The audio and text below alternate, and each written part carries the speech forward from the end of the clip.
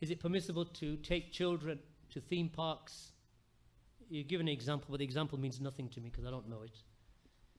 And restaurants that sometimes you can hear pipe music in them.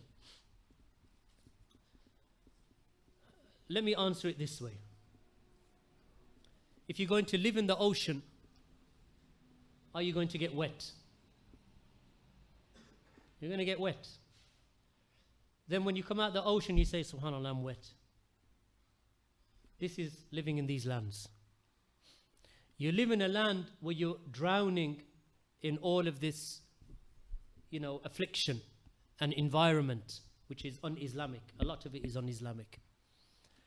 So when it attaches to you, you wonder where it came from. Because of the environment that you've chosen to live in. The ard of Allah subhanahu wa ta'ala is wasi'ah. The earth of Allah is vast and expansive. Allah subhanahu wa ta'ala did not command you, and nor did He force you to live in this land. There are lands that are better than this land for Muslims. There are lands where Muslims can live and never experience, not for a second, Islamophobia or racism. Never. In Muslim lands. Not for a minute, you won't even feel it. The women will not be mocked or spat at. And they will not be called names, and they will not be beaten up at bus stops or on buses or in the subways. In those lands, Muslims will not get stabbed and beaten. We have a choice to live in this land or live in Muslim lands. Most of us. Right? I'd say the vast majority of us have a choice.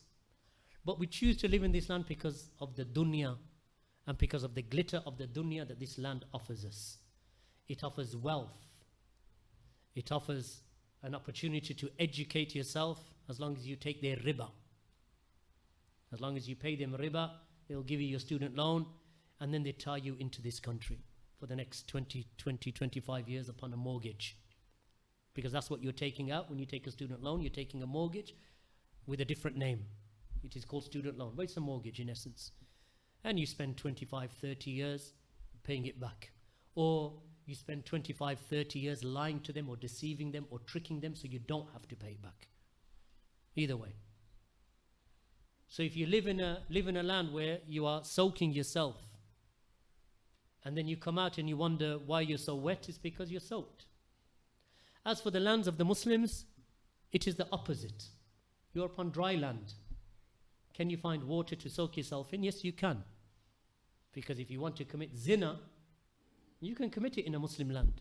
If you want to drink wine, you can drink it in a Muslim land. But you'd have to just work harder to get to it, by and large. If you want to commit sin, you can commit it in a Muslim land, but it's harder. Here, the principle is inverted. Sin is the norm, and piety is the exception. In those countries, the environment and just the culture of the people and the heritage of the people is generally a heritage of piety as far as the worship of Allah and various standards of Islamic conduct are concerned, that it is kept, whether it be in Somaliland or whether it be in Morocco, or whether it be in Egypt, whether it be in Libya, whether it be in Algeria, and likewise in places like Pakistan, and of course definitely in the Gulf countries like Saudi Arabia, which is of course the land of Tawheed, and it is the best land to live in the world, or whether it be Bahrain, or whether it be Kuwait, or whether it be the Emirates. All of these are Muslim countries. The amount of exposure you have towards sin and transgression differs from land to land. But you are in a better land. No one frowns at you for praying. No one spits at you for growing a beard or wearing a hijab. So these questions will not stop coming. And that is because this land is not becoming more pious or more religious or more moral. It is not. In fact, it's going the opposite way. It's inclining towards personal freedoms, personal liberties. What does personal freedoms and personal liberties mean? Basically, do what you wish. As long as you don't commit a criminal offense, in their eyes, whatever a crime that they've decided is a crime, as long as you don't commit a crime, these personal liberties and personal freedoms, then they will be maintained. And you and your families and your children are growing up in such a land. And the reality is that there's huge bodies of institutions and organizations and groups and oceans of people in these Western lands that actually don't want Muslims here. Or if they want you here, they don't want you practicing your religion here. So this question here really just touches the, just touches the tip of the iceberg. Because when you look at an iceberg, there's only what? 15% of the iceberg or 20% of the iceberg above water. The rest of it is all underneath. So you've just touched the surface. Because there is much worse than this. The permissibility of taking your children to theme parks, not a problem. That's not really the challenge in this country, is it? Whether you can go to a theme park and let your children go on bumper cars, that's not really there's nothing haram in that. But there's a greater question than this, because you find theme parks in Muslim countries, no harm if you go. As long as you don't indulge in anything haram, there's no harm in that. Going to a restaurant, there's no harm in that as long as you don't eat haram and you don't indulge in haram, and it is not serving things like alcohol and pork and so on, that you're not consuming that, or that it is not a restaurant that is known for serving, intoxicants and so on. And if you can avoid those places, better. But the thing is, the question is actually a lot broader than that. And that is that when Allah subhanahu wa ta'ala has opened up the earth and made it vast, what excuse do you have before Allah subhanahu wa ta'ala for not going back to your Muslim heritage countries or not investing in your Muslim heritage countries? No, it's not for everyone, because certain people have come and they don't have a Muslim heritage country to go back to. But many of us do. And most of you have first-hand experience, most Muslims who practice their religion, and their religion is apparent upon their bodies, either in their clothing or in their beards or in their conduct. Islam is apparent in them, or even the color of their skin. I don't know of a single Muslim, and I've met thousands and thousands of them, except at some stage in his life he has a personal experience with Islamophobia. Either a comment or an abusive comment, or someone swore at them, or someone threw something at them, or the sister who got pushed in the back, or her scarf got pulled off her head, or she got spat on. I don't know a single Muslim, not one. Not one. Imagine that.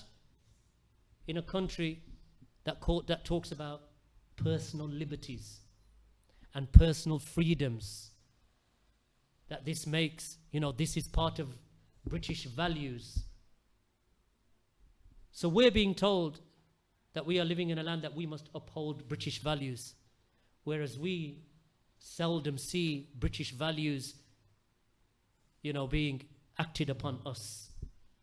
Where are their so-called British values of allowing us to practice our religion without being molested and without being harassed and without being sworn at? That you sit on a bus and no one wants to sit next to you because they see you as filth. Or that you sit on a bus, or your wife is on a bus or upon public transport and she gets sworn at, or someone spits at her or makes a comment under her breath, and your families and your wives or your children are made to feel uncomfortable. And we are made to feel inferior. So ask yourself the broader question, which is that for how many generations and for how many years will you suffer this abuse and this harassment? There is no uprising that we want in this country. We are not here to uprise or revolt or anything, nothing like that. Quietly and simply, we leave. You're not welcome here. All this issue of demanding rights and demanding rights and demanding rights, we've been demanding our rights since my grandfather came to this country in 1943. Nothing in reality has changed. In fact, the only thing that has changed, they used to swear at us based upon your color. Now they swear at you based upon your color and your religion. So my nasiha to you, the sister who asked this question, is that you need to, in your minds, with your families, make a plan. Make a project. What's a project? A project is a temporary endeavor that has a beginning and an end that produces a unique result, service, or product. What's your temporary endeavor? Get out of here and get somewhere else. It has a beginning, this project has a beginning and the end. So you start the project with a plan. A plan that states how you're going to get out. What do I need? How much wealth do I need? What do I have back home? Yes, we call it home. Why is it home? Because they'll make you feel at home. No one's going to call you, you terrorist, or you this or you that. All right, so you have a plan. How much money will I need? Does my father or my mother or my grandparents or my relatives have land out there already? If they do, then that's a good start. How do I invest in that land without getting ripped off? Because you can get ripped off in any country, even in this country, right, by cowboy builders and all types of people. How do I stop myself from being, my wealth being consumed and being defrauded? So you have to work that out through relatives, friends, whatever mechanism that you use. You need a plan. When I go out there, what are my children going to do? What am I going to do? Will I have to come back and work and bring money back? Okay, fine, if that's what I have to do to begin with. A plan that is executable. So you have to execute that plan, right? Because we're talking about there's an end. What is the end? That you end up there. The beginning, it begins with the plan. It begins with a vision and a scope. What's your vision? Your vision is that I want to be out of here and be comfortable in a Muslim country where I can get education. Yes, there'll be fewer Salafis possibly in my town or my village. It doesn't matter. Because you need a plan for that as well. And in certain villages and towns and cities in Muslim countries, the Salafis are more. Maybe I need to go to those places and settle there instead of the village where my parents came from, where there are no Salafis. You have to think about things. So this comes all in the planning process. Then the next stage, which is even harder than planning, is execution. Executing that plan, because that's the big step, right? You got a house here. Am I going to rent it? Am I going to sell it? I've got a council house, because of course, that's how they tie you to this country. If you leave this country, you lose your council house. Oh, subhanAllah, I'm going to lose my council house. Who cares? Is there a council house anyway? I don't care. All right? But that's what holds people. Housing association or council house, if I lose that, and then what's going to happen to my universal credits and my housing benefit? Khalas, leave it. Tawakkal Allah. But not just tawakkal Allah, but tie your camel by having a plan. Execution of the plan is the hard bit, because that really now takes that you cross that line and you do. In the planning process, you may have to make, some reconnaissance visits where you go and you scope out the area, the land, and you say, well, actually, that's where my father came from. That's where my mother came from. Which of the two towns is better for me and for my children? Which one has the madrasa? Or if they don't have a madrasa, is there online teaching that I can enroll my children upon, even though they're living in a foreign land, that they can enroll upon? All of this is part of your planning. When you execute because you planned well. As you're executing, that you monitor what you're doing, because you may find that you may have to go back a step. That I bought the wrong house, or I went to the wrong village. Be ready to change. Right? This is called, monitoring your execution. And then eventually it may take time. It may take a year, 2 years in your planning. You'll have to put a time limit on it, because you don't have a project without an end goal. The end has to be visible to you. And the vision must remain. And you must keep returning back to the vision. You may alter as you go along. Because when you start building something, a house, then you know that actually I put the wrong size of kitchen in. So I'm going to add another meter, another foot, or whatever. Even in the planning, well, we planned for August. It's not going to happen in August because we're not going to have enough money. And we haven't found a buyer for the house, and so on. And we haven't made enough visits back to the Muslim heritage country to see whether we can invest our money there. If you look at the big multinationals in the world today, where they're all investing? In Britain or in the Far East? Where they're all manufacturing? Where they're putting their money? Where they're putting their investments? It's all in those countries, in our countries, in essence.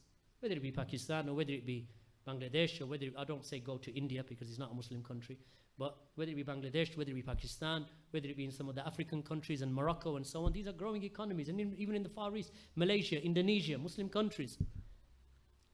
They're investing over there because they see future and potential. We're keeping our money here. There is future in the lands of Islam and the Muslimin. They are growing. In years gone by, they used to call them the tiger economies. China, the fastest growing economy in the world. Fastest growing economy in the world. And who benefits from China's wealth? The neighboring countries. All of them are benefiting. The ones that are closest to China, they're benefiting. Right? And many of those countries are Muslim countries. Why? Through trade.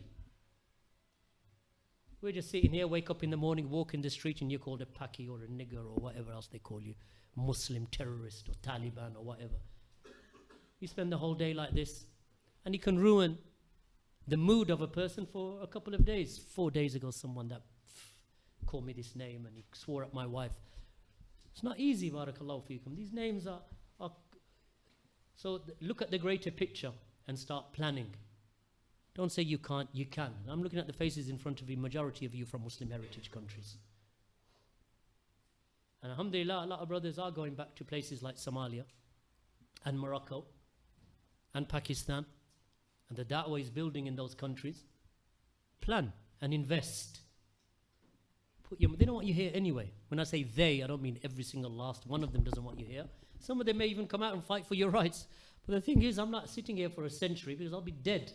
I mean, my children will be dead, waiting for you to give me my rights. I'm not interested. Because we don't even, even humanity, we don't receive it from many people in this land. We don't get normal human treatment. You can't walk down the street without certain areas that a Muslim can't go into because he's afraid that his wife or his children will be beaten and beat up. And they say, no, we'll protect your rights. That's very well. But it doesn't help when your child is in intensive care. It doesn't help. We'll fight for your rights. It doesn't matter. His leg is broken and his arm is broken and his head is fractured. You can go and fight for someone else's rights because those rights are innate and you didn't give them to us. Right? Because of this islamophobia that is institutional in this country. It's endemic and it's institutional. So make plans and get out, barakallahu fi. In the meantime, if you need to go to a restaurant, go to a restaurant. But don't do anything haram. If you need to go to a theme park or safari park and whatever, go. No haram. You want to go camping in Wales, go. No harm. But your long-term plans for your children and your grandchildren should be a bit more long-term than just the next theme park that you're going to visit.